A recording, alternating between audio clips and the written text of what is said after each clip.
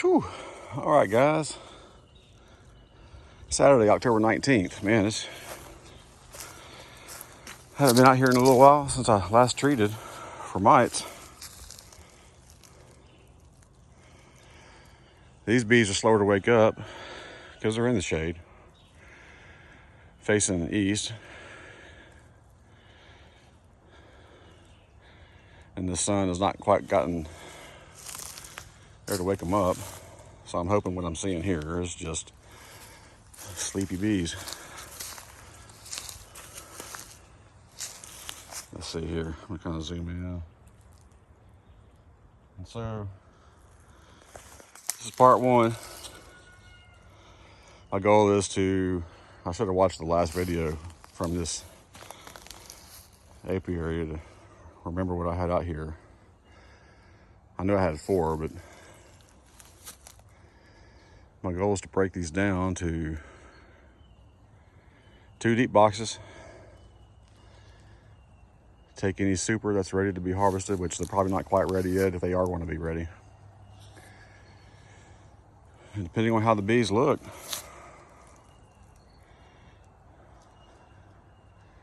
you know, I'll leave them.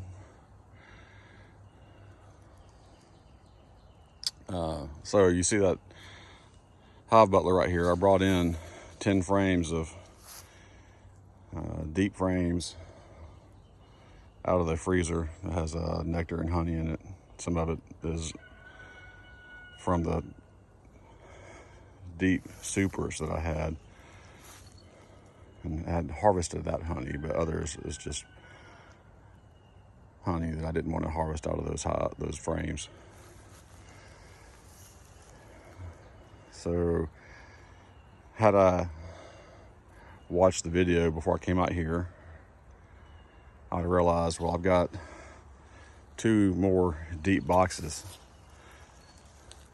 I'm gonna try to break all those down to just 2 deeps per hive. I'd had a lot to draw from.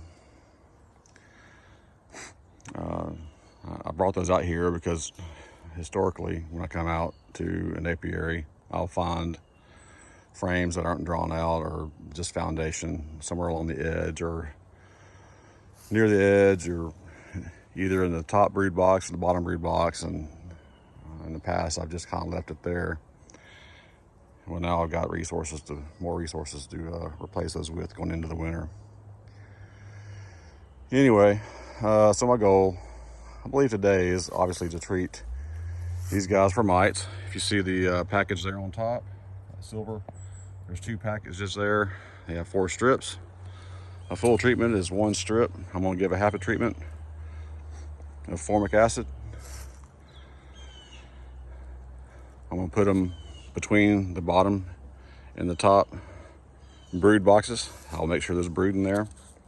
Make sure their hives are okay. Do the best I can, do a quick inspection, make sure there's evidence of a queen. If I don't find evidence of a queen, I'm probably still gonna treat them anyway. Just because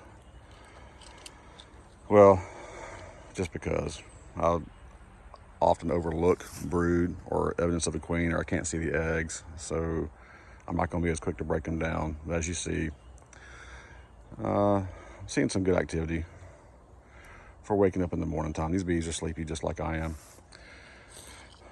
I'm gonna see if I can pull any one of these. If they're either full or just ignored, I'm pulling them. If they've got quite a bit of nectar in there and look like they're ready to be capped, I'm gonna leave them. But so treat them for mites, break these down to just the best boxes and frames I can get. Check those supers. Put some Swiffer sheets on there to help keep the small hive beetles at bay.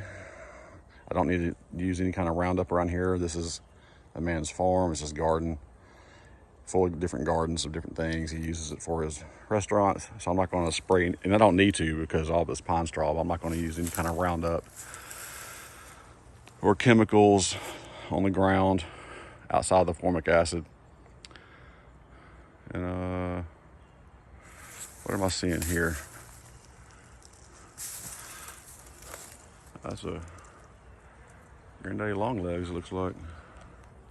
I don't have my gloves on, so I don't want to get too agitated. Oh, there we go.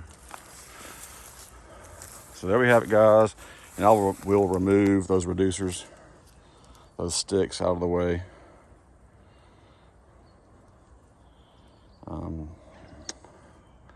We're done treating with formic acid. So I got to go to the truck and get the rest of the stuff, and then I'll start doing my work through video. And like always, I appreciate you watching. Any comments, any suggestions. Remember, this is just how I do things. This is not an explanation of how you're supposed to do things.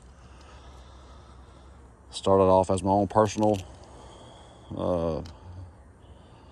diary or log, video logs. Watching Mike on a lot of his bee channels. I was like, that's a better title. Better explains what I am actually doing. So, part 2 coming up. Have a great one, guys.